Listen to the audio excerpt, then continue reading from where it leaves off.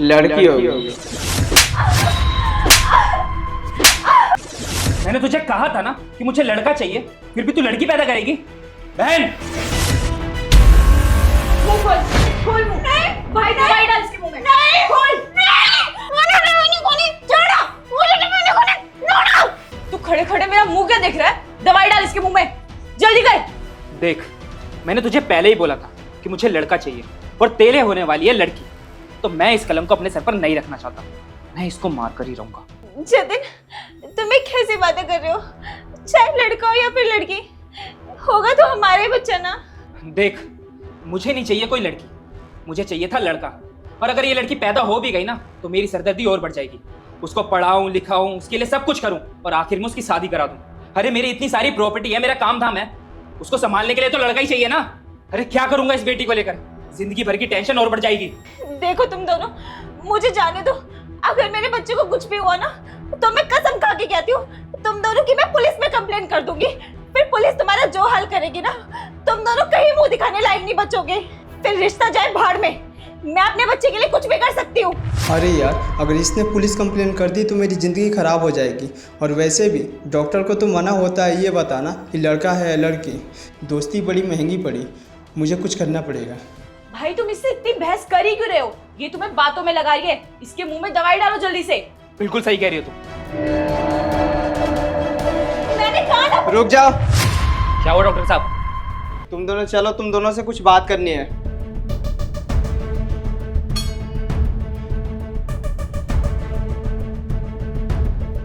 देखो, इसके साथ कोई ज़बरदस्ती मत करो। अगर ये केस कर देगी ना तो तुम दोनों का ज़िंदगी ख़राब हो जाएगी। अगर एक पत्नी अपने पति पर केस करती है ना तो बहुत लंबे समय तक केस चलता है। और तुम तो उनका बच्चा गिराने की बात कर रहे हो। अगर उसने तुम दोनों पर केस कर दिया ना, तुम दोनों की पूरी ज़िंदगी ख़राब हो जाएगी। हाँ डॉक्टर साहब, आप बात तो एकदम सही कह रहे हो, पर अब मैं करूँ क्या? मुझे कोई बेटी नहीं चाहिए। देखो, उसका टेंशन तुम दोनों मत लो, उसका इलाज है मेरे पास। एक बार बच्चा हो जाने दो, मैं 2-3 महीने बाद उनको चेकअप के लिए कोई ना कोई बहाना बना कर बुला लूँगा। और फिर मुझे क्या करना है उस बच्चे के साथ, वो मुझ पर छोड़ दो। ठीक है डॉक्टर साहब।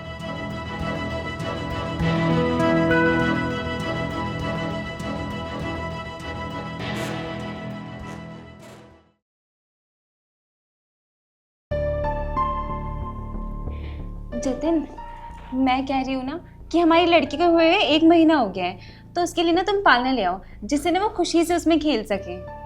देखो, मैं ना तुम्हें आखिरी बार समझा रहा हूँ, अपनी उस लड़की का जिक्र ना मेरे सामने मत किया करो।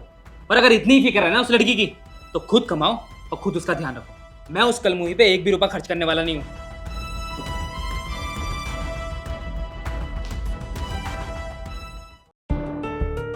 ननद जी, मुझे ना घर के बहुत सारे काम हैं, बर्तन भी धोने हैं, कपड़े भी रह गए हैं, तो आप ना बेबी की मालिश कर दो सुबह की।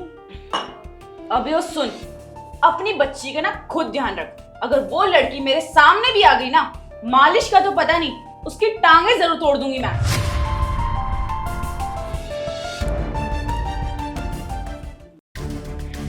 जतिन, वो मैं कह रही हूँ कि हमारे घर में ना काफ़ी टाइम से कोई फंक्शन या फिर पार्टी वगैरह नहीं हुई है, और हमारे बेटी भी हुई है, तो इतना खुशी का मौका है, तो क्यों ना हम कोई पूजा पाठ करा ले और लगे हाथ फिर पार्टी भी करा लेंगे।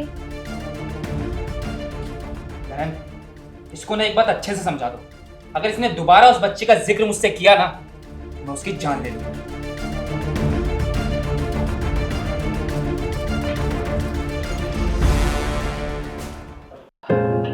सर, आपने बुलाया था? जतिन, मैंने सुना तुम्हारी लड़की पैदा हुई है। हाँ सर, हुई तो है। तो तुमने मुझे बताया क्यों नहीं? ये बात मुझे तुम्हारे कलीग से पता चली है। सर, वो काम का इतना प्रेशर था कि आपको बताना भूल ही गया। ये तो बहुत खुशी की बात है कि साक्षात तुम्हारे घर पे देवी जी ने जन्म लिया है। अरे बहुत किस्मत वाले लोग होते हैं जिनको बेटियां नसीब होती हैं। और देखना, जैसे तुम्हारे घर में बेटी आई है ना, तो बहुत सारी खुशियाँ भी आएंगी। और हाँ, मैंने तुम्हें एक बात बताना भूल गया, मैं ना काफ़ी टाइम से तुम्हारे प्रमोशन के बारे में सोच रहा था। और देखो, तुम्हारी बेटी आई है, तुम्हारी खुशी भी चालू हो गई है। मैं ना तुम्हारा प्रमोशन कर रहा हूँ और मैं तुम्हें HR की पोस्ट पे प्रमोट करता हूँ। देखो, तुम्हारी बेटी पैदा हुई है तो तुम्हें पैसों की ज़रूरत तो पड़ेगी। मैं एक काम करता हूँ, तुम्हारी सैलरी डबल कर देता हूँ। अरे नहीं नहीं सर, इसकी क्या ज़रूरत है? अरे जतिन, कैसी बात कर रहे हो? मुझे भी तो मौका दो बेटी की सेवा करने का। ठीक है सर। भगवान जी, बस इस बार पास करवा देना। क्या मैं पास हो गई? ये खुशखबरी भैया को देनी पड़ेगी।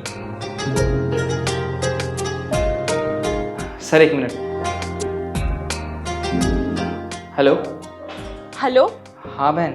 हेलो भैया, आपको पता है जिस टीचर के एग्जाम में मैं 3 साल से फेल हो रही थी ना, उस एग्जाम में मैं पास हो गई और अब मेरी अच्छी खासी सरकारी टीचर की नौकरी लग जाएगी। क्या बहन, तू पास हो गई? भैया आप जल्दी से घर आ जाओ। ठीक है बहन, मैं जल्दी से आता हूँ।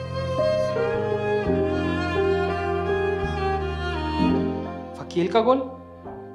ये इस वक्त कॉल क्यों कर रहा है? हेलो। अरे मुबारक हो जतिन भाई, मैंने आपको ये बताने के लिए फोन करा है कि आपकी जो गांव की जमीन का केस नहीं था जो काफी टाइम से अटका हुआ था, वो केस आज फाइनली आप जीत चुके हो। क्या? मैं केस जीत गया? अरे हाँ जतिन भाई, सच में। ठीक है, थैंक यू वकील साहब। अरे बहुत किस्मत वाले लोग होते हैं जिनको बेटियां नसीब होती हैं। और देखना, जैसे तुम्हारे घर में बेटी आई है ना, तो बहुत सारी खुशियां भी आएंगी।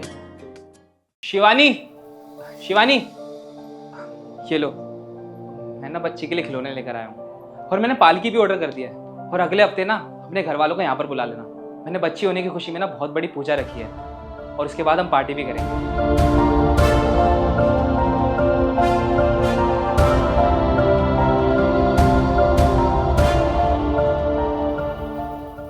मैं आपकी बेटी को मारने का सारा तैयारी कर चुका हूँ, अब आप बताइए कब मारना है उसे।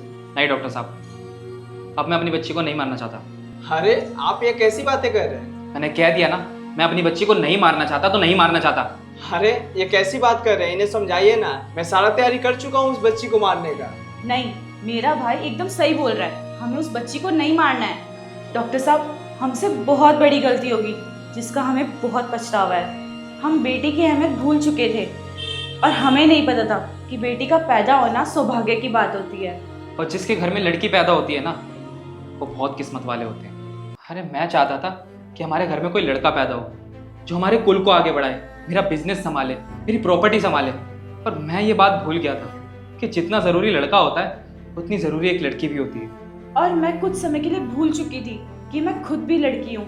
अगर मेरे माँ बाप ने मेरे साथ भी यही किया होता तो शायद आज मैं यहाँ होती ही नहीं। आज हमारी आँख खुल गई, हमारी सोच कितनी गलत थी। और जिस दिन से वो बच्ची हमारे घर में आई है ना, हमारे घर में खुशियाँ ही खुशियाँ आ चुकी है। और मैं ये खुशियाँ कभी नहीं खोना चाहता।